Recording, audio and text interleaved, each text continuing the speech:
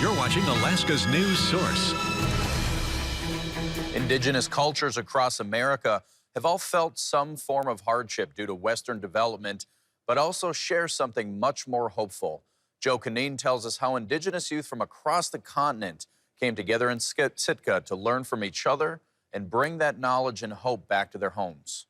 I had a really big dream one day to start these cultural types of camps that would eventually one day reconnect our Indigenous youth that were displaced.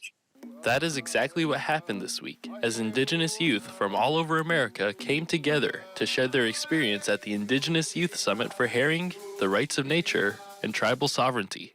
Much of their time at the summit was spent in herring camp, where they learned the importance and history of herring in Alaska Native culture. There's been so much times where they were on the brink of extinction and they kept coming back. And how that can relate to their own personal experiences. As Hawaiians, even right now, there's not very many of us left, but somehow we keep standing up and we keep persevering. In terms of preservation, those attending the summit learn methods for doing so and practicing writing rights of nature laws. The essence of a right of nature law is to recognize nature as an individual, similar to how corporations are in the eyes of law, and to have someone be able to advocate on nature's behalf. If somebody mistreats nature, then you can recognize that and then tell them that.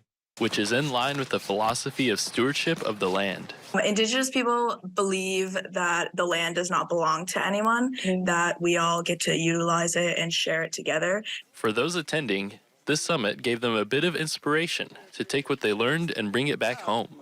I felt really empowered to go home and try to make new connections and everything, because I made friends within like 3 hours here. So what kind of difference would it make if I were to take it home? A variety of cultures finding commonalities in their views and goals. Joe Canine, Alaska's news source. The summit took place from March 25th to April 1st. While there is nothing formally planned, the Alaska Native Training Academy is considering the possibility of hosting similar events in a variety of locations.